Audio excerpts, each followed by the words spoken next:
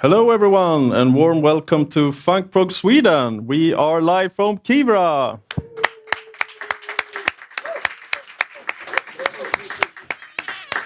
And we're also live on internet. First I would like to thank all recurring viewers and members and everyone coming here live to Kivra. Thank you very much. And also thank you very much to all new people that joined us today. I think I met some people that never been here before and joined the community now for the first time. So welcome to you also. Let's start with the agenda. I'll do a short intro and then we'll head over to Demystifying the Enigma Machine, a functional journey by Isaac Abraham. And then in the end, I'll do a short summary. Isaac also promised a raffle, so you can win something in the end. So stay till the end. First also, thank you very much to Kivra for sponsoring the venue, the good food, the drinks and everything. Thank you very much, Kivra.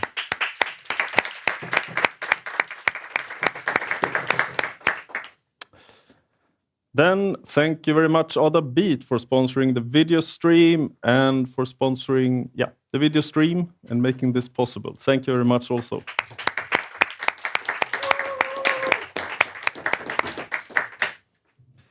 Then, scheduled for the coming Springs meetup. Next meetup will be 16th of April. Then we'll do another one on 20th of May. And then we'll haven't decided one yet for June. So stay tuned, we'll announce it soon. If you want to support us, please head over to the meetup group and join there. Make sure to follow us on YouTube. If you want to talk to other people doing functional stuff, jump over to our Discord server also. Yes, if you have questions during the presentation, if you're live on YouTube, please shoot them in the chat. If you're here in the audience, I'll hand over a mic to you so you can ask the presenters. Everyone hears. Yep, there's the mic. If you want to ask longer questions, sometimes in the YouTube chat is not going to allow that, so head over to Discord and ask them. With that, let's get started. A warm welcome to Isaac Abraham. Welcome. Okay. Yes. Okay. Yeah, you are welcome. I wasn't sure Isaac. if that was the bio stuff. That was, yes. Brilliant. So, welcome. Close down my presentation and head over to your presentation. Good start. Try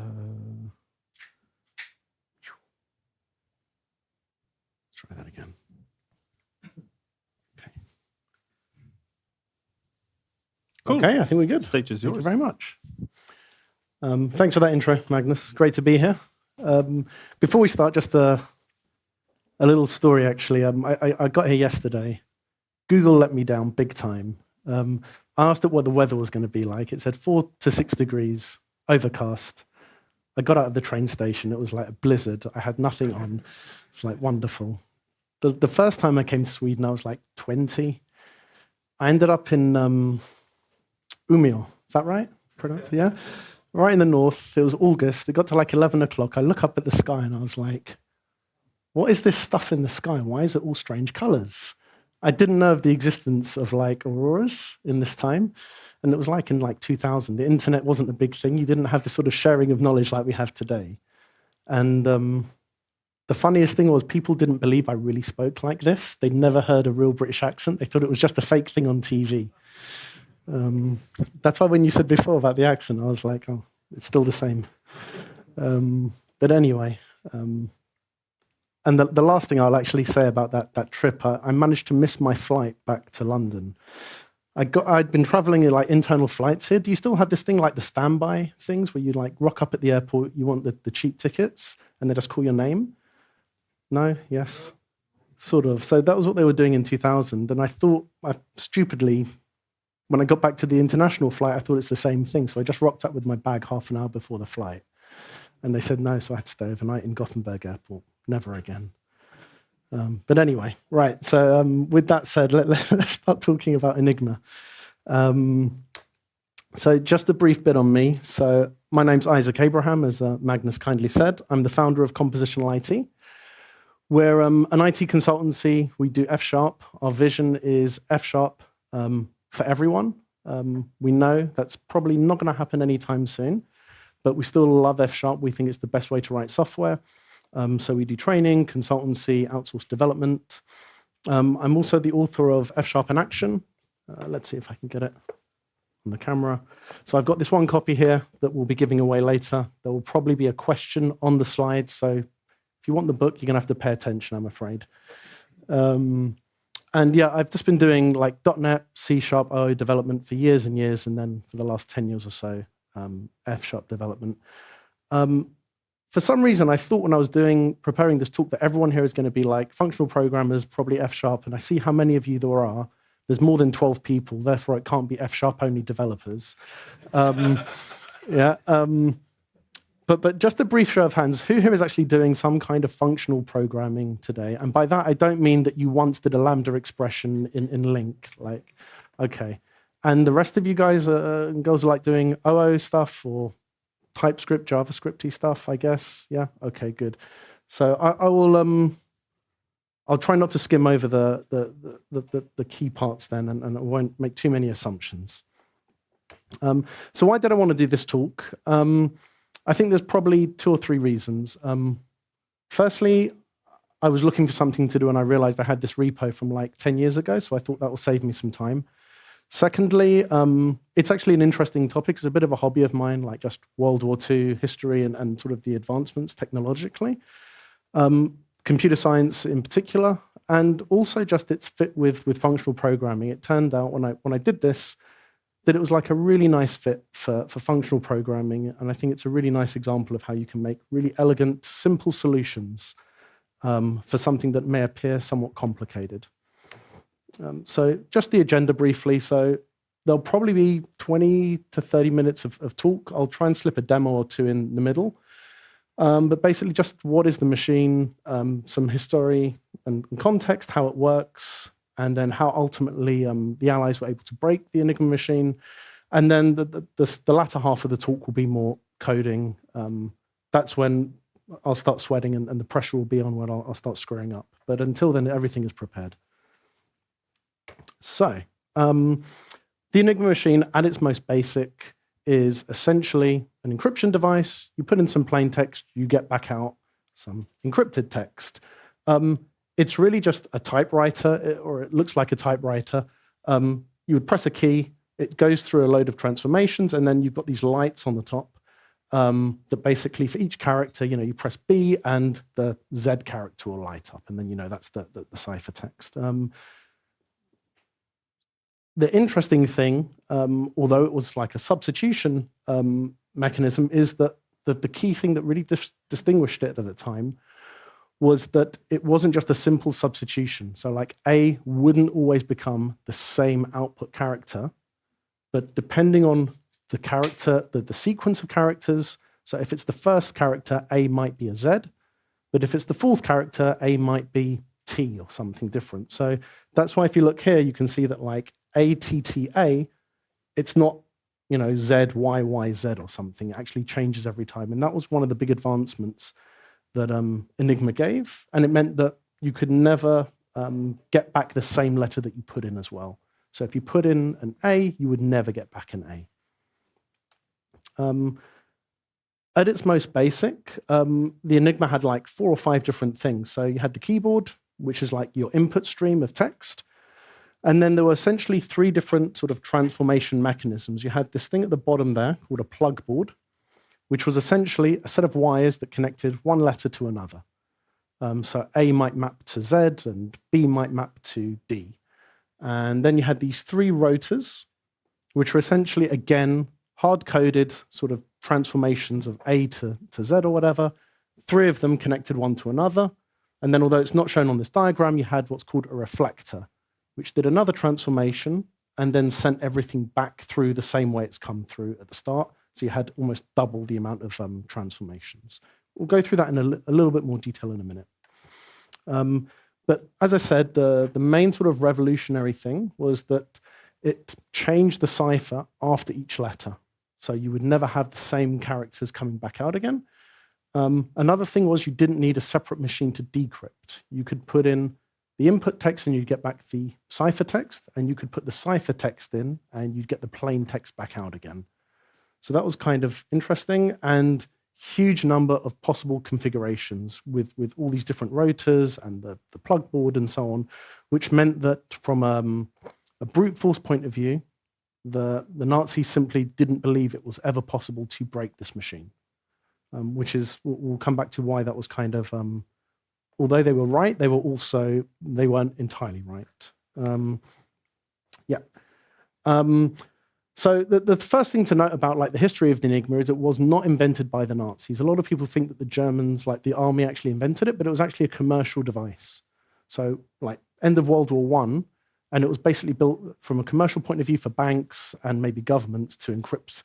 And then the army took more of an interest in it and started making some changes to it. But it's important to understand that it was never originally designed for military grade communication sort of thing. It was a commercial device. So just as an example of the sort of things, like the original commercial one didn't have this plugboard, so you miss out that whole sort of level of encryption. And there were just 3 fixed hard-coded rotors. And then when the army took over, they basically said, well, it could be 3 or 4 or 5 rotors, and we'll actually create up to 8. So it's basically any 3 from 8 or any 4 from 8. They added the plugboard, and then the Navy added more rotors and some extra tricks to make it even harder. If anyone is hoping for this talk to go into the real like encryption and the mathematical sort of side of this, don't ask me. I'm the wrong person for that. That's the extent of what we're going to be going into in terms of hardcore maths. But it was massively used. In World War II, you had like 40,000 machines, so every U-boat had one. Most battleships, headquarters, they all had one, and like 200,000 messages a day. Even today, if you had like service bus or, S3 queues or something, 200,000 is not a tiny amount. It's a reasonable amount of data. So you can imagine in, the 30s and the 40s, that's a huge amount of traffic. And this was like the first time you're using kind of a communication device on this scale for encryption and decryption. It was probably a huge advancement at this time. That's the number of combinations that are theoretically possible, 159 quintillion. Remember that. So this is, again, why the Germans if one person sort of tried to work through this themselves and went through every combination, it would take something ridiculous, like 2 billion years to figure it out and go through every combination. And I think, to be fair, even today, that number of combinations you couldn't easily brute force. It's just, there's too many. Obviously, this is a picture of Bletchley Park. Has anyone ever been to Bletchley Park? It's basically a museum now in the UK. It's like an hour north of London. You can go there and have a look at like the Enigma machines, and they have some really interesting talks there. But this was kind of all done in secret. But the British, in combination with the French and the Polish cryptographers, they basically did find ways to work around the Enigma. I'm not especially fond when people say they broke the Enigma. It's not like they suddenly found a secret backdoor and like every message is solved now. Every encryption is broken. But they did find ways to crack the codes on a daily basis. Just one last slide I'll show on this kind of monoalphabetic versus polyalphabetic. So this was how encryption used to be done, and I sort of touched on this at the start, where every character would give the same output no matter which position it is, whereas where Enigma was, it would be like AAA will give 3 different characters depending on it's the first, second, or third letter. And that's what made it so difficult at the time to really break, is you couldn't do things like frequency distribution analysis. You couldn't just say, well, this letter is showing up 20 times, it can't be Q, it must be a T or an A, because those are popular letters. You could never know that with this, because it gave a different character every time. Okay, good.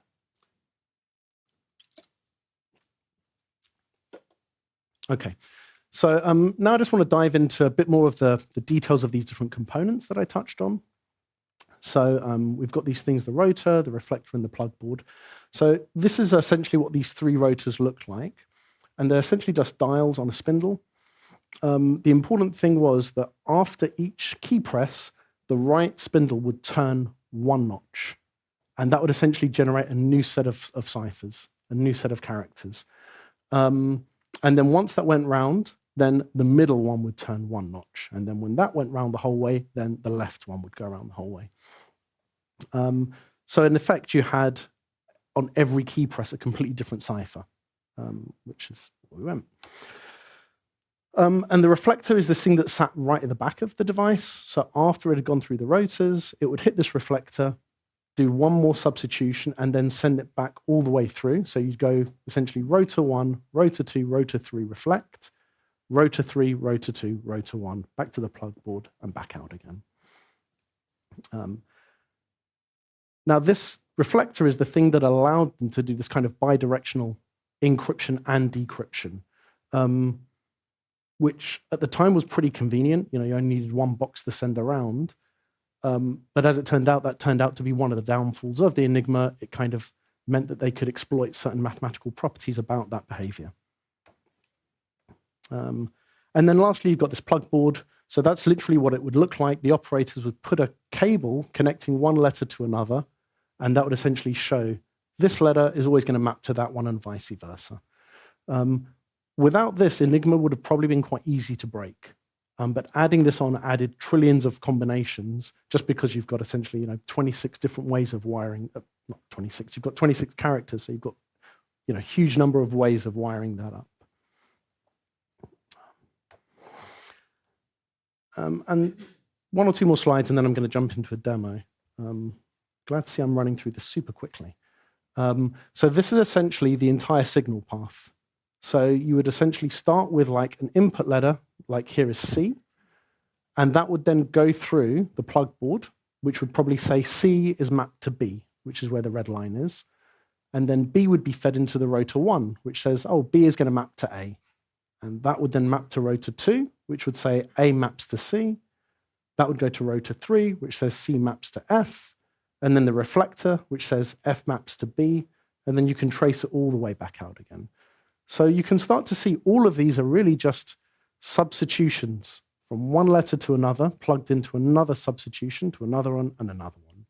It's actually really not that complicated in terms of what each component is doing.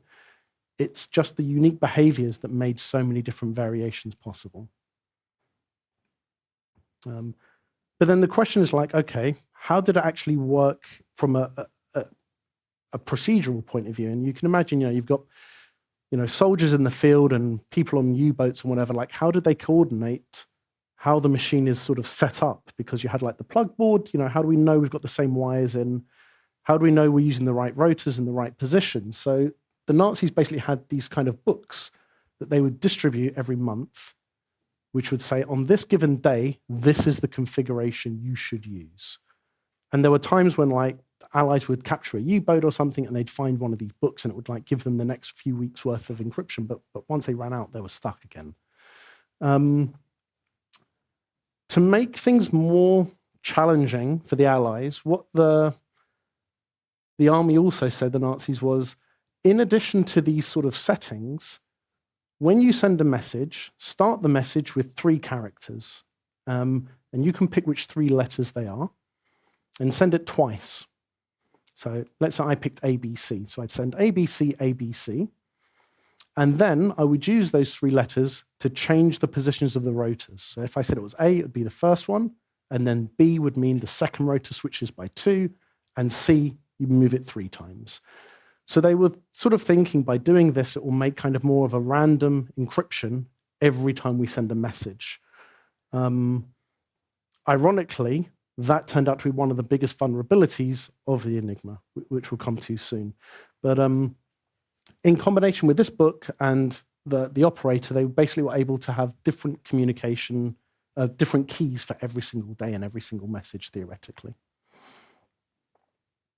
Okay, good. At this point, I'm going to stop with the slides and we'll start demo number 1, which I handily haven't started running yet, so we'll have to just bear with me while I actually kick it off.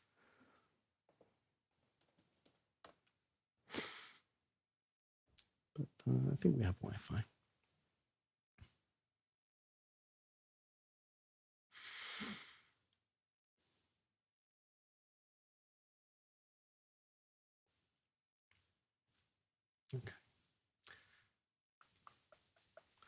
This is just npm downloading the universe.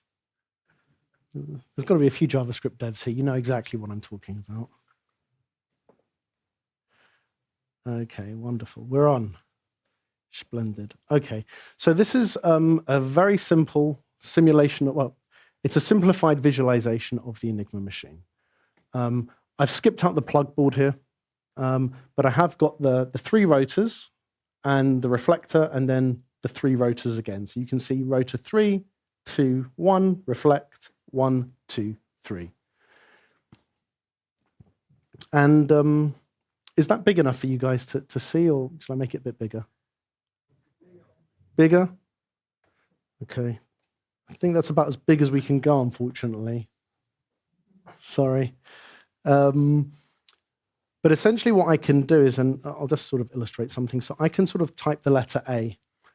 And what that is doing is essentially simulating what I just showed you with that signal path. And it may be a bit hard to see here. But I can sort of see rotor 3 is going from A to B. And then rotor 2 is going from B to J. And then if I scroll down to the last rotor, it's going from J to Z. And then the reflector is going to go from Z to T, and so on and so forth. So I can sort of trace the chain. And I can also just clear that and just type in some text. So I can say, hello from Stockholm. And then there's sort of the encrypted text out there as well. Now, interestingly, and again, this might be a bit too small, so I'll make this really big. Well, yeah, that's what happens when you use AI to help you generate a UI. Interestingly, actually, it's worth me mentioning, I did actually use Sonnet to help me do some of this UI, just because I'm using Tailwind. Is anyone here using Tailwind? Yeah, please tell me you can't remember all of the individual styles, right? So that's where Sonnet's really useful, because it generates all the styles for you. But yeah, it wasn't bad, I'd say. It generated, this is all in F#, by the way. This is like F# compiled into JavaScript. It's using React and Tailwind. But it did a decent job. I wouldn't have said it generated super idiomatic F#, but it did compile pretty much first time. And I probably got this knocked up in a couple of hours. It would have probably taken me twice that much to do it on my own. So when I tried like Copilot a year ago or 2 years ago, it was a waste of time with F#. It's actually quite good now. Interestingly, sort of, I don't know if you guys can see that, but if you look at the rotor on the left, there's this offset, and it's like going up every time I press a character. So that's showing me that it's inverting, and then it's rotating. And after I get to like 20, you'll see that rotor 2 suddenly starts to change its offset. There you go. So if I go back one, you'll see it says offset 0 just over there. Apologies. I know, sorry. The people here are more important than the ones online. There, if I type T, you'll see that it says offset 1. So that's basically saying that when the third rotor has gone a full cycle, then the middle rotor is going to change, and then the next one. I won't go any further on that. We'll go back to the slides. I promise I won't walk again.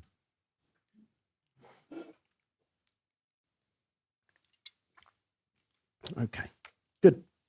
So next bit is really how did we break this machine that is supposed to be 159 quintillion possibilities. So first thing, it's worth noting that it wasn't the British that started this whole thing off. It was actually the Poles.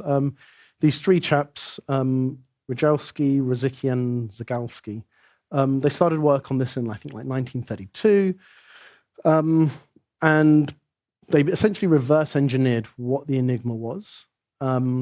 It was a simplified version, but they were able to essentially figure out how to essentially come up with the configurations. Once the army started making it more complicated, they couldn't do any more.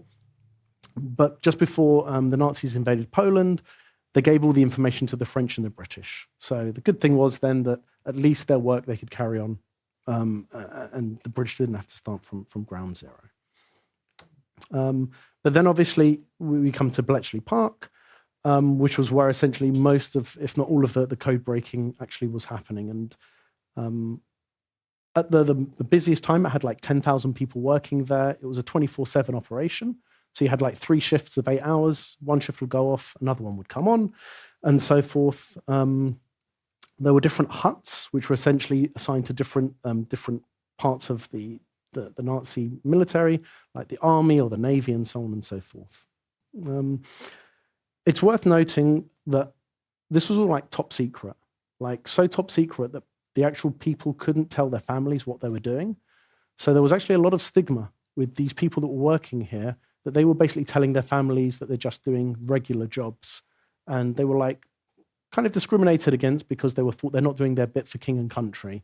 They're essentially just not fighting them. And actually, I found out a few years ago that I think my second cousin's grandma actually worked there. And we only found out like 10 years ago, like she took it to her grave sort of thing. Like these people just didn't say anything. And even after the war. Has anyone seen The Imitation Game? Benedict Cumberbatch? So actually quite a few scenes are taken in this, in the museum. So it's a lot of what you see there is actually, it's very true to life. And if you are ever in the UK, I'd really recommend going there if you've got an interest in this stuff. It's a good few hours. I want to talk a little bit about Alan Turing now, just because he did so much on this stuff. And I'm focusing on the life here. We'll talk about his death later on. But essentially, yeah, born in London, obviously super smart mathematician, bit of a prodigy from what I understand. He also introduced this idea of this Turing machine. At Bletchley, he was basically responsible for, as I said there, Hut 8, which was the naval decryption, which was the hardest one that he worked on. After the war, he came up with this thing called the Turing test. Has anyone heard of Turing test? Yeah, especially nowadays with the whole advent of AI. Also, yeah, he was a long-distance runner. Apparently, he was like not far away from being good enough to be in the Olympic team. I read an interesting book about Bletchley Park that he was also a bit of an unusual character. Like he was very, very smart, but apparently like one time the army like wanted to stop him doing all these long distance runs because they thought he's a security risk, essentially. Someone can capture him or something. And I think the story was he just basically said, no, I'm going to carry on doing my runs. And they were like, well, you signed this paper that you will follow your orders from your superior officers when you first started working for us. And he said, no, I just didn't sign that page. So they'd given him this whole page. He signed all of them except that one, and they just didn't check it properly. So they couldn't stop him. So yeah, smart character. Yeah, DocuSign, unfortunately, doesn't make that so easy to do these days. But yeah, so I thought it's worth just spending a couple of minutes just talking about the Turing test, just because nowadays with the advent of GPT and Claude and AIs, it's like I think we're probably not far away from realizing this. It's not so much, I think, about can machines think. The Turing test really was, can a machine fool you into thinking it's a person? It's like, can it behave indistinguishably? English is my mother tongue, I promise you, from a human. And so the idea is that someone is sitting here in C, and they're basically talking to 2 people behind a box, behind a screen. One is a computer, one is a real human. If this person C cannot tell which one is which, then the computer has passed the Turing test. And I think today, probably, if you were chatting with GPT behind the scenes, it would probably fool quite a few people. So I think, yeah, maybe his vision has finally come true. Okay, good. The bomb was basically an evolution of what the Poles had built originally. It was essentially, it wasn't a computer, really, in the sense that we think about it.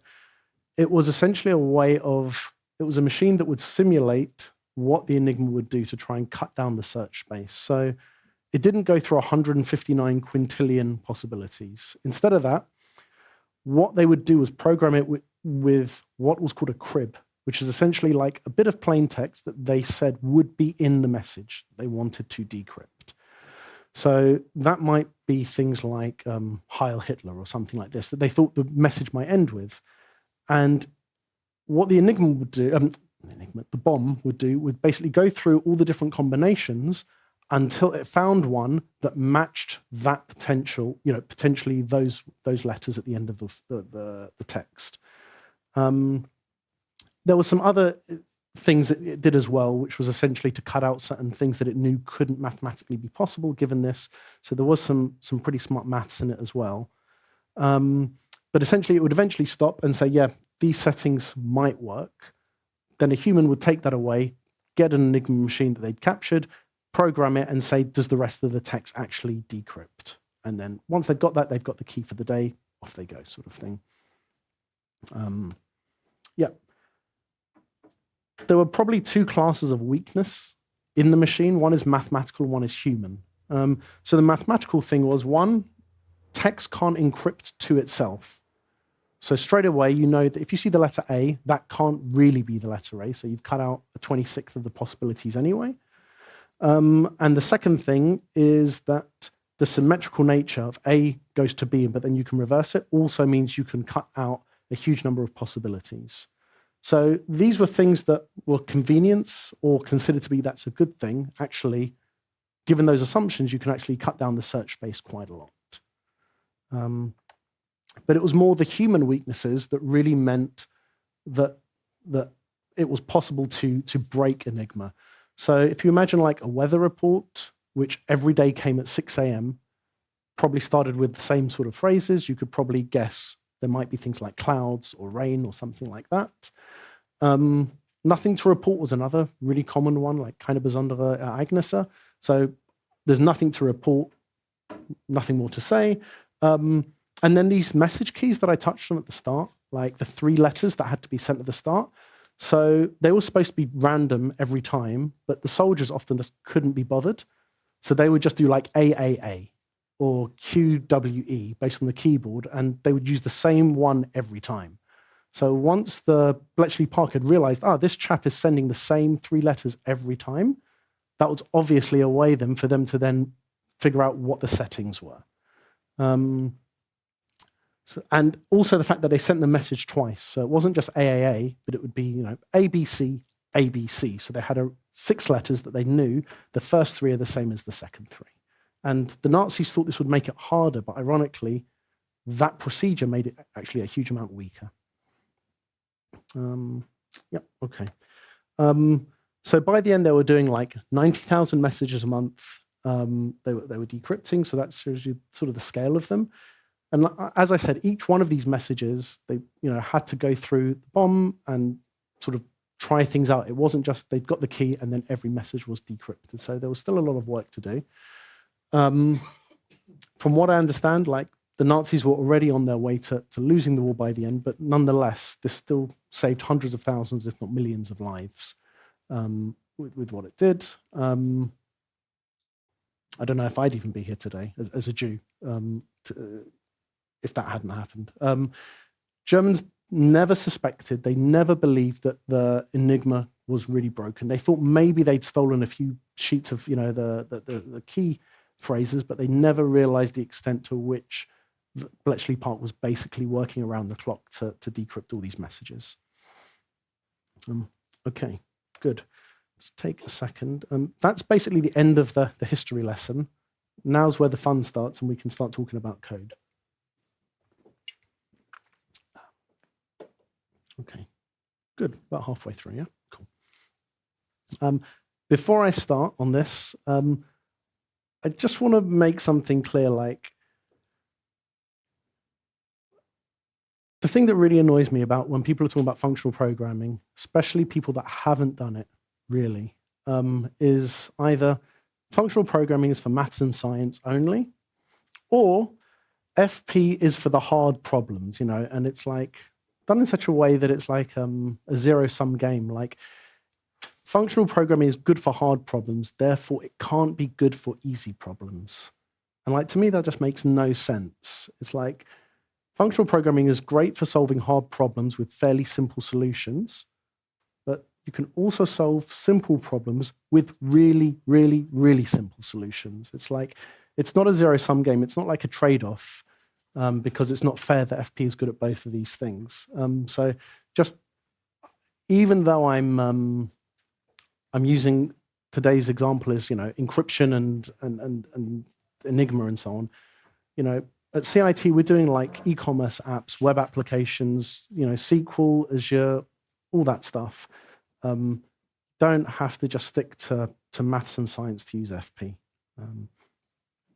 So in the solution I'm going to show you today, there were no objects, there are no inheritance, there's no polymorphism, there's no dependency injection, there's no interfaces, there's no mocks, there's no IOC containers. If you guys are looking for that, thank you. If you guys are looking for that, you're going to be super disappointed. You know, did anyone ever see this stuff when you're like at uni? This was what I was taught. I was all about. It's like maybe if I worked in a vet, like this would be useful, but otherwise, I don't really see this kind of inheritance chain. Just don't bother. Instead, this is all you need. You have functions to do stuff. You have types to specify the shape of your data, and you've got values. Really doesn't have to be more complicated than that. It's really not much more. So I wanted to start by revisiting this slide and reminding us that you essentially have got these 5 different components. Each component is basically just taking in some text and giving you back another bit of text. There may be some state associated with it. So the rotor needs to know what position it's in.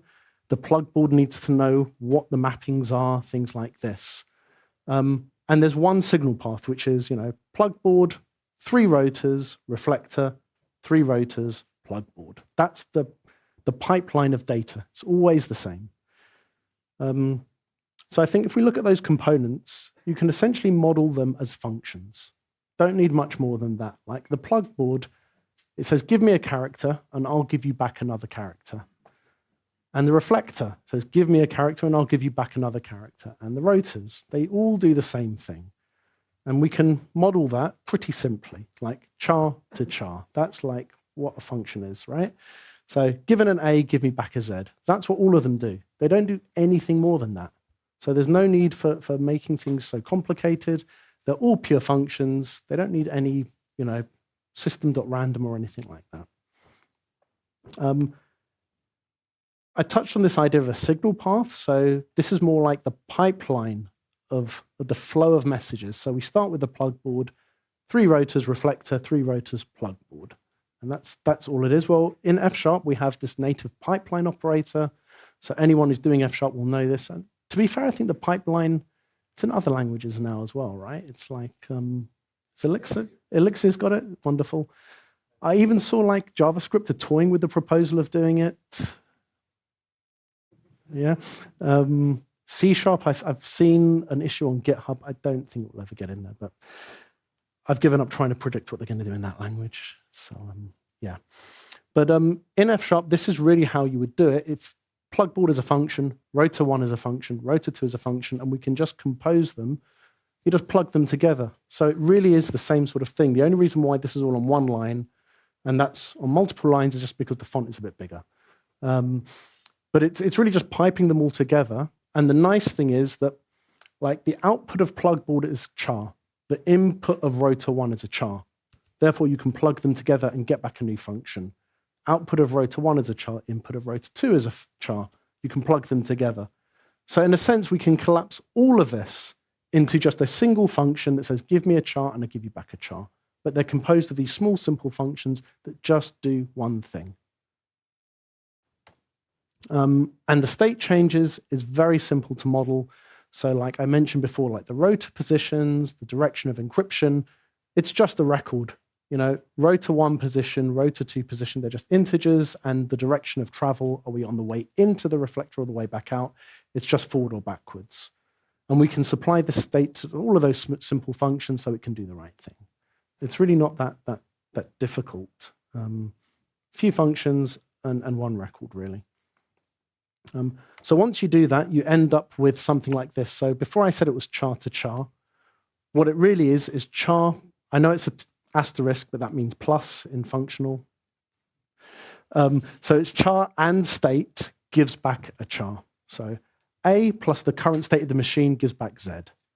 And if you're a hardcore functional guy and you know your stuff, you know that we can use partial application. So we could say state goes to char, goes to char.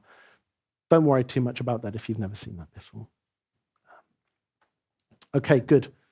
So now where the fun really starts. So now we're going to build a very simple Enigma machine, and then I'll show you the real one. and we'll have a look at some of the different trade-offs with the domain. If the font is too small, please tell me. Is the font too small? Yes, wonderful. That's what I wanted to hear. Font still too small? One more. Is that okay? Wunderschön. Wonderful. Good. Okay, let's start actually with Enigma sample. Okay, good. Okay, so this is F#. I'm using Visual Studio Code, which is a free IDE, mostly open source by Microsoft. There's basically, if you haven't done F# and you want to start doing it, you just need one extension really, which is called Ionide for F#. So we need to install and .NET Core, which is open source, cross-platform, free. Just type .NET Core in and you'll get .NET Core 9 or 8. One of them is totally fine. So what I just want to start with is a very simple function. So this function here is basically saying, give me a character, and I'm going to give you back another character afterwards. So input is a char, output is a char. And what it's essentially doing is doing a mapping of these characters to these characters here. So A goes to Z, B goes to Y, and so on and so forth. And in VS Code, I can essentially compile them and put them into what's called a REPL. Is anyone here doing any Python or other languages that have a REPL? Know what I'm talking about? So for those of you that don't, the REPL essentially lets me write some code and compile it as I'm typing. So I don't have a running program. I just have some code and I can execute it as I'm typing. So, you know, if you've done SQL where you're typing it, it's more like a script. You can type some commands, get some data back, work with it, do something more with it. And that's really good for demos and just for exploration. So I've compiled my function and I can just try it here. So I can say simple sub A, and down the bottom of the screen there I get Z. Can you guys see that? Yeah, good. Okay. And you'll see if I continually do it, I get the same character back. Because this is a pure function, it's always going to give the same inputs. And then I've got another one here, which is doing the same sort of thing, but just a slightly different mapping. So I'm going to compile that function. And let's try that one. So simple Simon says, let's do A here. So this one is converting A to an E, for example. So it's a different cipher. Now, what I want to do is compose those two together. I want to take the first one and the second function, and we can imagine they're rotors in what we looked at before, and I want to build them into a single function. So in F#, I can do that simply, let's get rid of the parens here, with this funky operator. So this double arrow says, plug the output of the first function into the input of the second function. So it's kind of, the longhand way of doing it would be something like, and apologies, I'm using the laptop keyboard. I've got fat fingers, so you're going to see a lot of me typing and deleting. So that's just longhand for what I've got there. So pass, here's a function with x, call function 1 with x, get the result of that, pass that into the second one. In F#, you don't need semicolons. F#, you don't need the return keyword. It's expression-oriented, immutable data. So you don't have to worry about any of that stuff.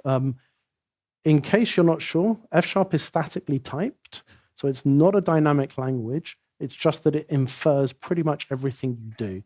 So it's able to infer that this is a char to char because it knows that simple sub takes in a character, and it knows that simple sub 2 returns a character.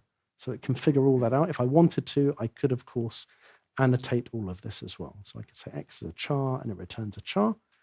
If I was to change that to an integer, then I'll get a compiler error. X is supposed to be char, but you're giving me an int. So it's fully type safe.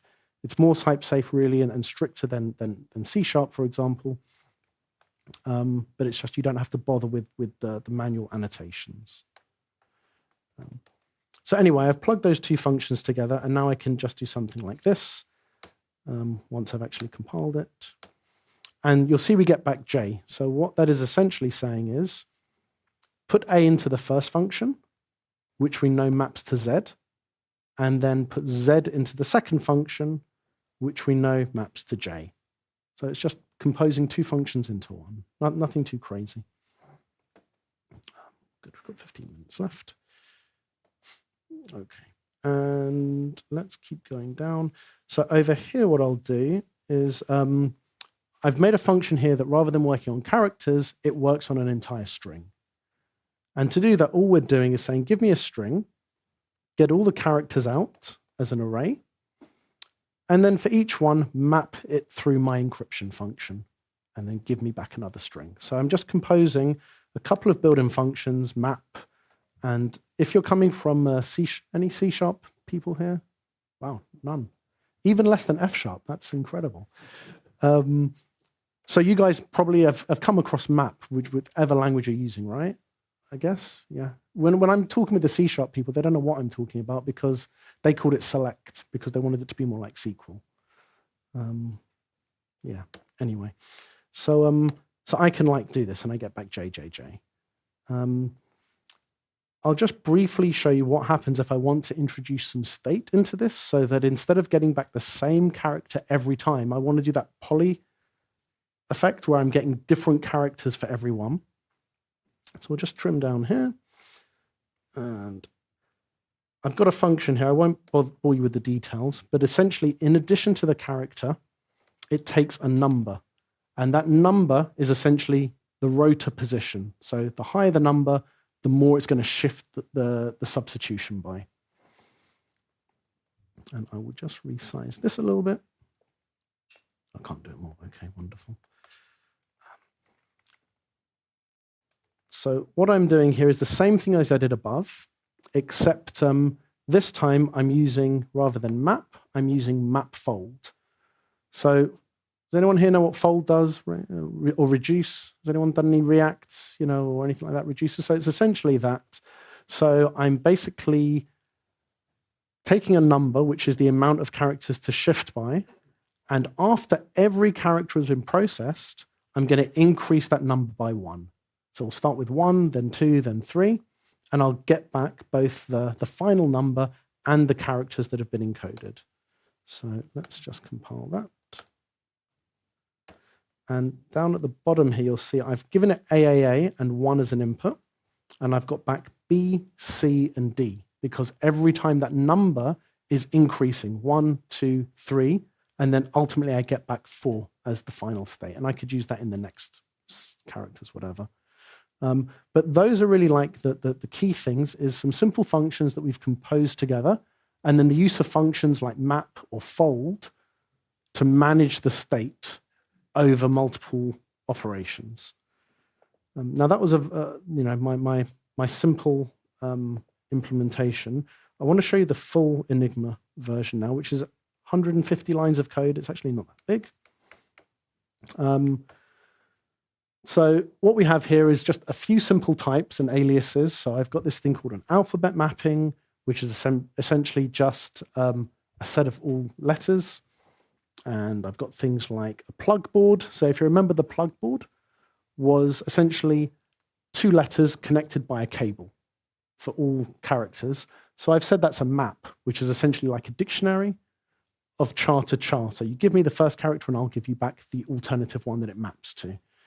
And then this is just a union type in F#, which is like an enum in some languages, but better, which is like which direction. I've called it up, down. That's actually a bit of a misnomer. It probably should be forward and backwards. So it's like into the reflector or back out again. Alphabet's a bit boring. This is the state of a rotor. So this is pretty much what a slightly bigger version of what I showed you earlier. So every rotor has an identifier, because there were like 7 or 8 rotors, and they were like by number. Like this is rotor 1, rotor 2, rotor 3. And then we have a mapping for the alphabet. And then we've got things like the turnovers, which is when it hits this position, turn over the next rotor. and an offset, which is what position is it in, and the ring setting, which is essentially the 3 characters that I touched on before. I won't bore you with all of the detail, but if you think about it at the very end, like this is the Enigma machine. Ignore the debug at the bottom, but it's like I've got 3 rotors, the left, the middle, and the right rotor, a reflector, and a plugboard. That's literally everything there is. Each rotor knows what position it's in. There's a reflector which knows what the mapping it is, and the plugboard which knows what the mappings are again. It's just some simple data types, really. And some functions that ultimately are doing some pretty basic like array notation and things like this. Like I want to offset by 1, and I want to figure out what the offset is using some modulus calculation. A lot of it is pretty boring. It's like just some arrays and indexing into different alphabet, into different arrays and so on. It's really not that. There's no maths here, really. There's no hardcore maths to simulate this. It's just, here are some letters, shift them around a bit, find the next mapping, and pass that on. And ultimately, it's like 150 lines. This is the bit that actually is like what I told you about before. So just so you can see this is real, this is really how I'm plugging together like the different components. So I've got a plugboard, which I'm then piping into a rotor, which is piped into another rotor, and piped into another rotor, and then the reflector. So this chain here is exactly what I showed you, slightly more complicated, but essentially the same pipeline. And the only things we're threading into it is like the actual plugboards and the rotors that I've got on my current machine and the direction they're in. And you can see there it's like, left rotor up, and then after the reflector, it's left rotor down, which is essentially what I was saying all along before. And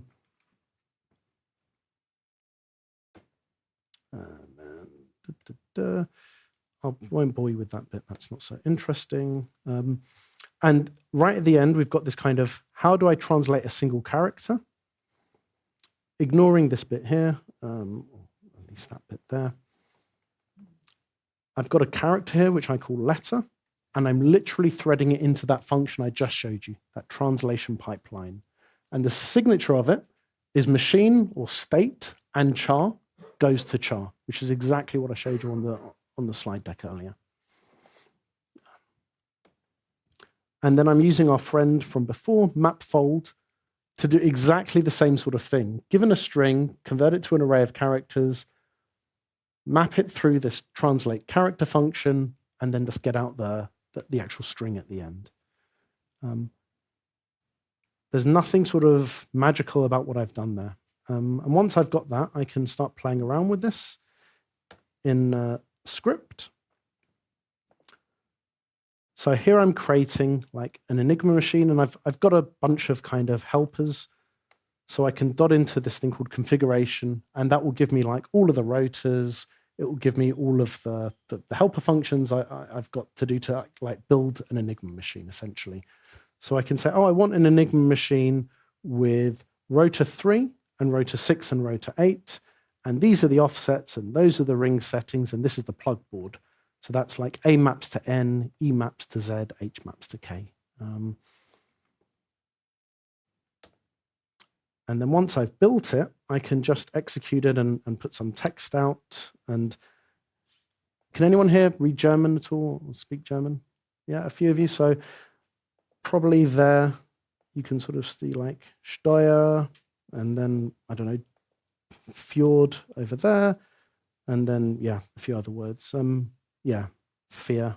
Yeah, exactly. Exactly. 9, 12, I think, was shorthand for 12. I think, and they took certain shortcuts, like I think Q was actually CH. So down at the bottom there, I think that was actually CH. And they always restricted to either 4 or 5 character blocks with a space in the middle, just to make it harder for the allies to understand where the word breaks really were. So they would put them always into blocks of 4, and X was a space. But of course, once it was encrypted, you didn't know that that was a space. So like over there, you've got a F space TH. And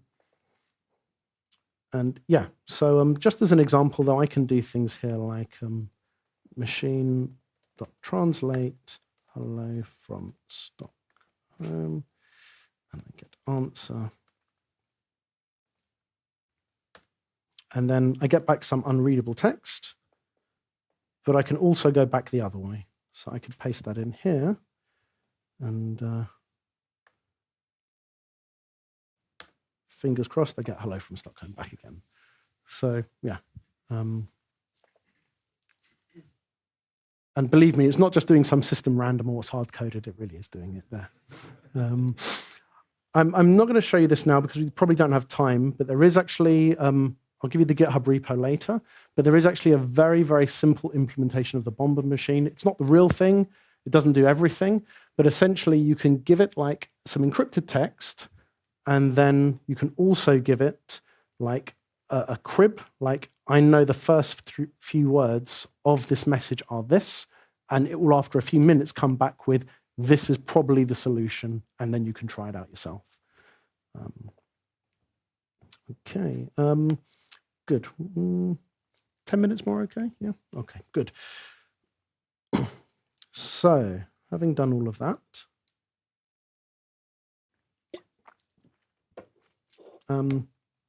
so I just want to go through some of the benefits and then talk about testing. So one of the things I liked about this was, one, we have like this natural expression of data transformations. It's just like simple function signatures piping into one another. Clear representation of machine components. It's like rotor, rotor, rotor, plugboard. They're just values that you can chuck around and compose together. All of them are isolated, so we don't have this kind of black box where you can't get in with private encapsulated data. It's just simple functions with immutable data. We don't care about encapsulation. We really don't care. There's no need to worry because data can't change, hence the immutable state management. And I really do like that pipeline matches the physical flow. It really does. It feels really elegant to me, the way that really does work. So just a bit on testing now, and I'll show you some ways that you can test out the machine. So some things you could do is just like test out an individual rotor or plugboard in isolation. It's just the simple functions with some simple data. You could start with that.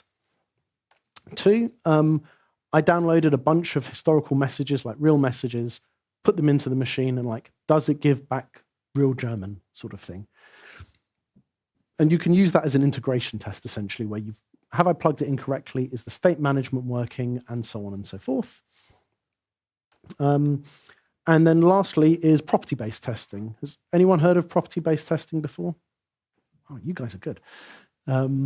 So for those of you who don't know, property-based testing is a way of testing behaviors of a system without you providing the actual input data. Instead, you provide assertions or invariants about, given this data, this should always be the response. It should be 5 characters longer, or the number should always be bigger, or something like this. And the framework will give example data that you can use to prove or disprove those assertions. And it will generate like thousands of cases. So a good example with the Enigma machine is no letter ever encrypts back to itself. So given any letter or any word, none of the characters should ever match in that phrase once it's been decrypted. And another one is if you encrypt, decrypt, and then encrypt, it should come back with the same thing again, sort of thing. As there don't seem to be many .NET developers, this is probably going to be a waste of time, but if you ever do use F#, you can use any of the standard .NET test libraries, so like XUnit and NUnit and so on. The one I'm using is this one called Expecto, which is an F# specific library. It's really beautiful. It just treats tests as values. You can compose them into lists of tests, and then you can compose them together. Really, really nice. And if you want to do property-based testing on .NET, then FSCheck is the place to be. It's a really nice library. It's based on QuickCheck. So if there are any Haskellers here, that's what it's based on top of. Okay, so I will just show you that briefly.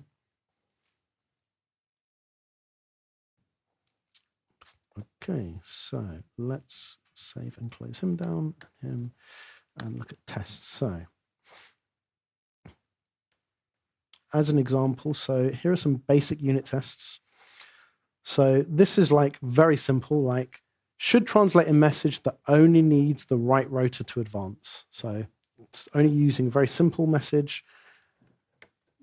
That's the input text. That should be the output text. Pretty simple. Normala? Okay. No. Not until we finished off the apple cake. Has anyone tried the apple cake? It's good. It's good, wasn't it? Very crispy.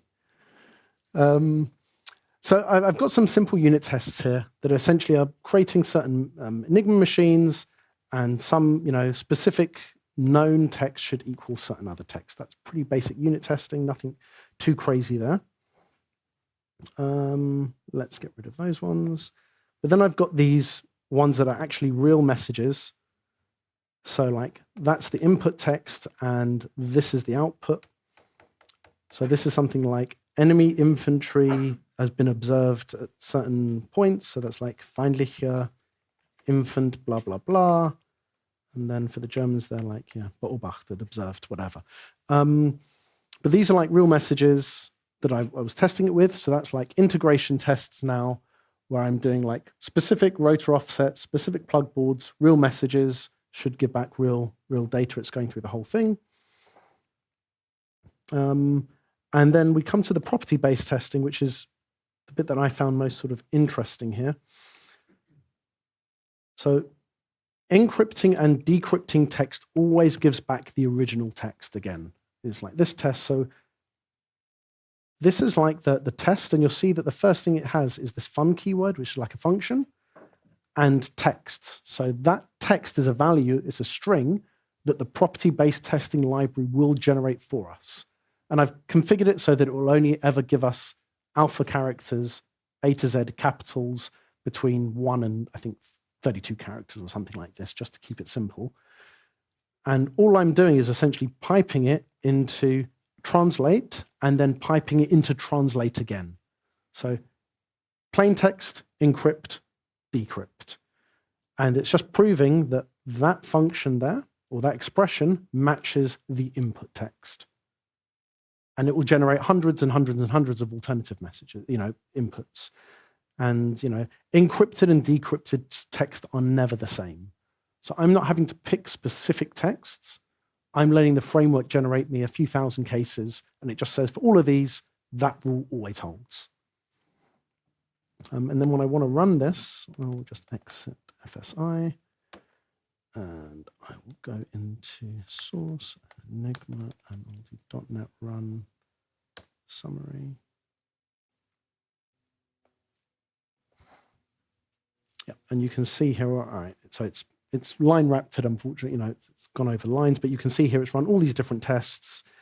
How many did it do? 14 different unit tests. But in reality, it's actually done probably 14,000 because each of those tests are actually generating 1,000 test cases. Okay. Jolly good.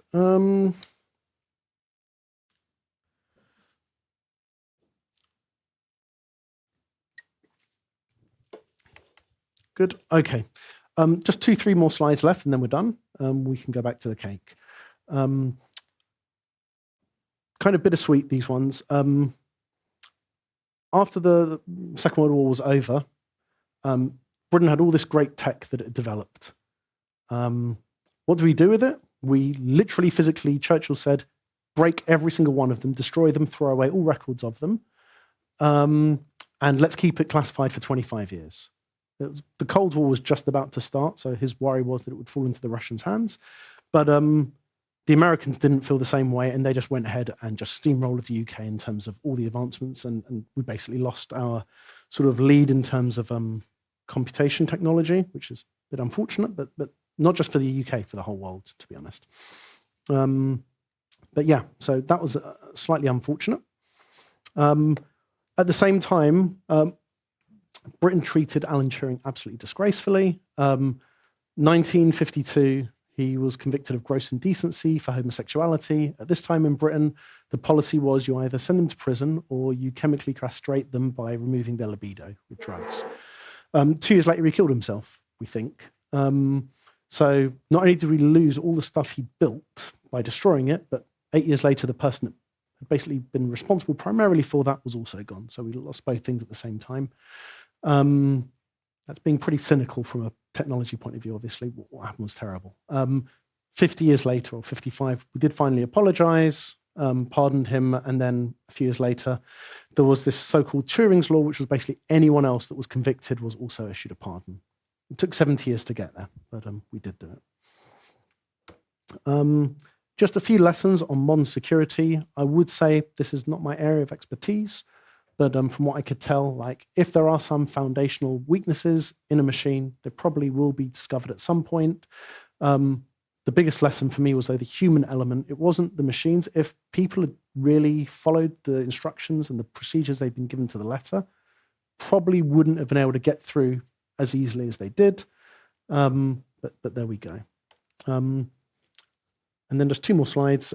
Firstly, just FP takeaways. I know I've kind of skimmed over it, and I know not everyone here is doing F# or FP, but like domain modeling through types is such a strong thing in F#. You have this really nice algebraic type system where you can do like sum types and product types, which is like and or. You can't easily do them in many OO languages yet. I know Java, I think, has got now union types to some extent. Right? Yeah, okay. Someone muttered something there. Just Rust, perfect. Yeah, that's another good example. Rust to me is kind of in between like functional and OO. That's kind of straddles the line. Yeah, transformation pipelines, like in F#, like most functional languages, like everything is an expression. So you don't really have the concept of void. Everything gives back something, and it's immutable data structures. Those 2 properties lend themselves so nicely to transformation pipelines. Like, I've got a function, I've got some data, it's giving me back some more data, it's giving me back some more data, gives me back some more data, let's just pipe it together. Immutability I touched on, and then this last one is in some ways the most important, I think, for functional programming. Like when I was doing C# day in, day out, if I'd start like trying to solve a problem, my initial thought was, what's the hierarchy looking like? Or let's do some upfront design of my class layout. And nowadays, I just don't bother with that. I'm like, let's pick a simple function, make sure it works, and then let's do it again and again. And then at the end, let's just compose them together into something more powerful. And starting kind of with this bottom-up approach tends to end up with software that is much more easily testable, it's much more composable, and it's more decoupled generally than a top-down approach, I think. And F# is really good for that. So those would be my takeaways. Thank you very much. One more slide.